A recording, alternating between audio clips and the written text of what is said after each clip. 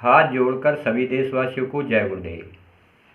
परम संत बाबा जय गुरुदेव या जितने भी संत हुए हैं सतयुग से आज कलयुग तक, सभी संतों ने, महापुरुषों ने चारों धर्मों में आकर पूरे मानव समाज को समझाया है। वह सत्संग बताते हैं। सभी महात्माओं ने कहा है, सत्संग जल जो कोई पावे, मैलाई सब कट कट जावे। यानी कि वर्तमान के महापुरुष के अनुसार, चाहे वो सतयुग का हो, द्वापर का हो या त्रेता का हो या आज कलयुग का हो, इंसान के शरीर की जरूरत है, क्योंकि बगैर इंसान के शरीर के सत्संग नहीं किया जा सकता। जो महापुरुष इंसानी शरीर में होता है, उसकी जो आत्मा है, उसका जो मन है, वो परमात्मा से, भगवान से मिला हुआ होता है।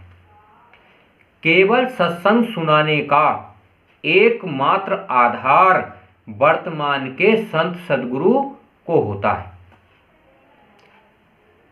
इस बात से कोई मतलब नहीं होता वह किस धर्म में आता है, क्योंकि 4 धर्म और 36 जाति इंसानों ने बनाए।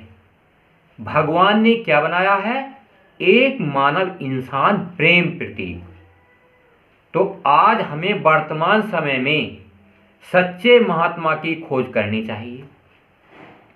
परम संत बाबा जय गुरुदेव ने पूरे मानव समाज को समझाया सत्संग, सेवा और भजन।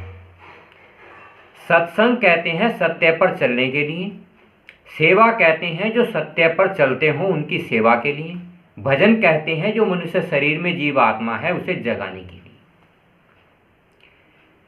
आज वर्तमान समय में एक मनुष्य को जरूरत है, नर या नारियों को, आदमी या औरत को, मतलब इंसानों को जरूरत है सत्य पर चलने की। सत्य पर चलकर क्या लाभ होता है? हमें ये मनुष्य शरीर, भगवान कह लो, खुदा कह लो, पीर कह लो, पैगंबर कह लो, उसने एक इंसानी शरीर इसलिए दिया है कि वह खुदा को, भगवान को जान जाए। जानना क्यों पड़ता है? क्योंकि अगर हम नहीं जानते तो हमारी ये आत्मा 4 खाने 84 में चली जाती है। और सभी महापुरुष बताते हैं, जन्मते मरते दुखी दुख। आज वर्तमान कलयुग में हम देखते हैं दुख और पीड़ाएं बहुत हैं। दुख और पीड़ाएं इतनी है, असहनीय है। तो जब हमें मनुष्य शरीर में इतने कष्ट हैं, जो 4 खाने 84 की जीवात्माएं हैं, उन्हें हम कष्टों का वर्णन नहीं किया जा सकता। उनसे बचने के लिए सभी महात्माओं ने 4 वेद, 6 शास्त्र, 18 पुराण सब में कहा है, मनुष्य शरीर बेशकीमती अमूलक है, इसे जीते जागते महात्मा के अनुसार अपनी आत्मा को जगाओ और सीधे परमात्मा से मिलाओ। आज वर्तमान समय में सभी धर्मों के लोग अपनी अपनी जाति के महात्मा और पीर पैगंबरों के पास जाते हैं। जब वहां हम जाते हैं तो सभी महात्मा कहते हैं सत्संग करो, सत्य पर चलो। अपने अपने मजहब की, धर्म की भाषा में परिवर्तन होता है। जैसे हिंदू भगवान कहते हैं और मुसलमान खुदा कहते हैं, तो अलग अलग भाषाओं में इस्तेमाल होता है, पर वो 4 धर्म 36 जाति सभी मानव समाज का एक है। वह कौन है? एक अकेला, एक अनामा, सच्चिदानंद प्रभु धाम। महात्माओं ने अनेक उदाहरण दिए हैं। जैसे एक पानी की बूंद होती है, तो बूंद होती है, एक समुद्र होता है, उस समुद्र में से कितनी करोड़ों बूंद निकाल लो, पर एक बूंद में समुद्र नहीं बनाया जा सकता। तो इसी प्रकार से वो एक परमात्मा है उसकी जितनी सृष्टि में जीवात्माएं होती हैं, अंडज, पिंडज, ऊष्मज और स्थावर, चारों खानों में उस परमात्मा की जीवात्माएं हैं। उस भगवान ने, परमात्मा ने कर्म कर्जे बनाए हैं। आपको जानना चाहिए कर्म कर्जे कैसे होते हैं। जब मन करेगा मनमानी तो काल करेगा हानि। काल कौन है? मन। मन कौन है? तीन लोक का राजा। तीन लोक कौन से हैं? स्थूल लोक जिसमें हम रह रहे हैं, लिंग लोक जिसमें भूत प्रेत जिंद जीवात्माएं रहती हैं, जो हमारे बीच के कुछ लोग अकाल मृत्यु में चले जाते हैं, वह भी पितृलोक में, सूक्ष्म लोक में पहुंच जाते हैं, लिंग लोक में पहुंच जाते हैं। और सूक्ष्म लोक होता है हमारे तुम्हारे बीच से इंसान कुछ अच्छे कर्म करते हैं, जैसे राम हुए, कृष्ण भगवान हुए, बहुत सारे महात्मा हुए, तो वो लिंग लोक, सूक्ष्म लोक में जाते हैं।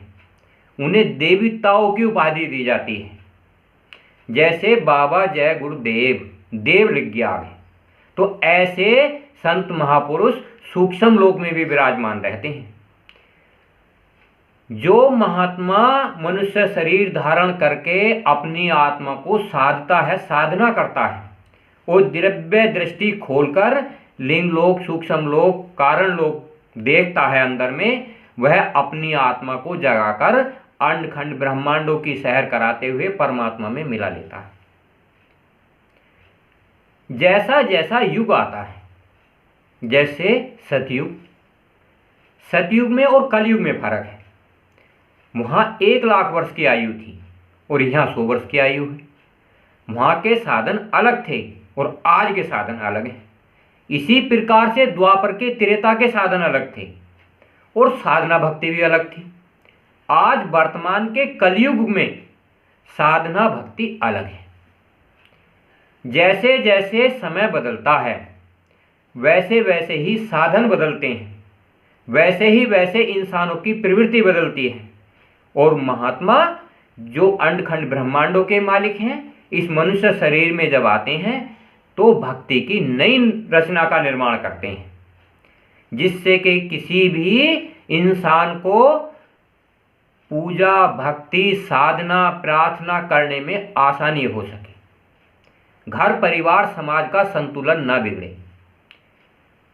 तो उसी प्रकार से साधना बताई जाती है।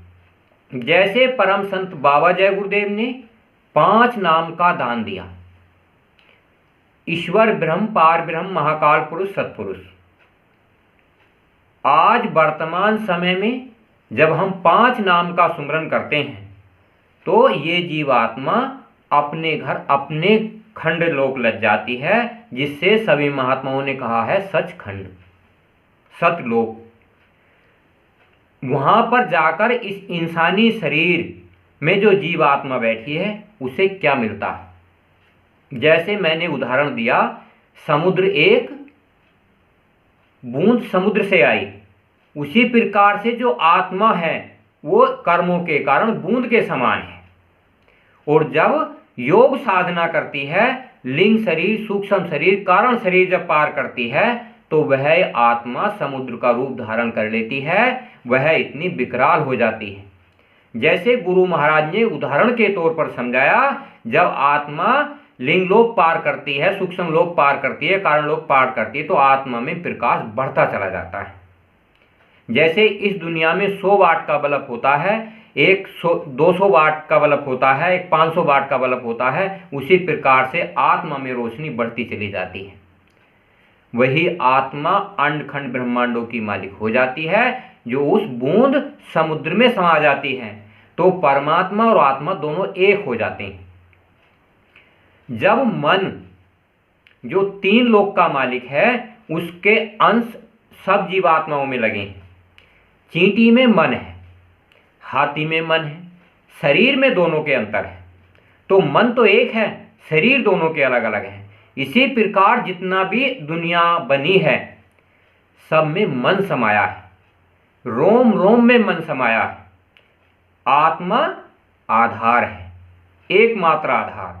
जैसे परमात्मा एक है और मन भी एक है पर समाया सब में है, उसे सबसे निकालने के लिए महात्मा योग साधना बताते हैं, नामों का सुमरन बताते हैं, उससे आत्मा जागती है। जैसे इस संसार में मनुष्य मेहनत करके अपना घर परिवार समाज बनाता है, उसी प्रकार से जब हम महापुरुषों के पास जाते हैं तो इस मनुष्य शरीर में ही कुछ समय निकालकर घंटे 2 घंटे का योग साधना करके हम परमात्मा के यहाँ भी आना जाना करते हैं, जिससे कि घर बनाते हैं। जब हमारा अंत समय आता है और इस शरीर को छोड़कर जाना होता है, जो इंसान किसी सच्चे संत सदगुरु से जुड़े नहीं होते और योग साधना नहीं करते, वो 4 खाने 84 में भ्रमण करते हैं। जो महात्मा से जुड़े होते हैं, उनकी आज्ञा में चलते हैं, सत्संग सेवा भजन नेक नियत और ईमानदारी से करते हैं, तो उनकी आत्मा परमात्मा में लीन हो जाती है, उनकी कभी मृत्यु नहीं होती। शरीर छूट जाता है, क्योंकि जब आत्मा का परमात्मा के घर आना जाना होता है तो जब मर्जी चाहते हैं तो शरीर को छोड़कर अपने धाम चले जाते हैं। परम संत बाबा जय गुरुदेव ने भी कहा कि मैं 400 साल तक रहूंगा। एक आत्मा 400 साल तक कैसे रहेगी? आपको ये सोचना चाहिए, महापुरुषों की कभी मृत्यु नहीं होती। सूरदास, कबीरदास, मोहम्मद साहब, दादू पलटू, ये केवल शरीर छोड़ते हैं और लेते हैं।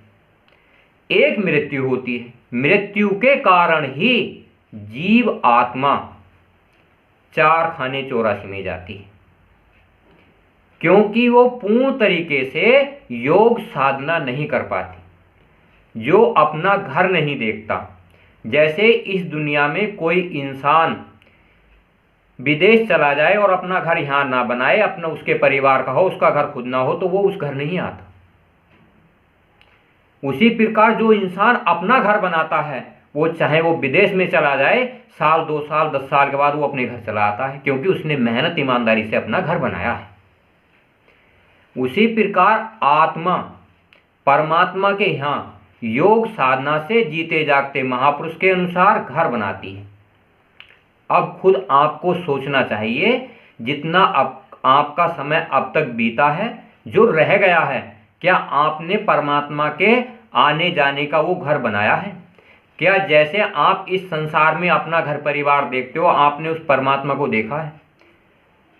कोई इस संसार में किसी को नहीं समझाता, केवल संत सद्गुरु समझाते हैं, क्योंकि वो जीवात्माओं के मालिक और पिता होते हैं। जैसे इस संसार में माँ बाप अपने बच्चे का भला चाहते हैं, चाहे वह है उसमें अवगुण ही क्यों ना हो, उसी प्रकार से अंडखंड ब्रह्मांडों का मालिक मनुष्य शरीर में आता है और जाता है, सत्संग सेवा भजन कराकर अपनी जीवात्माओं को निज घर पहुंचाता है। जय गुरुदेव।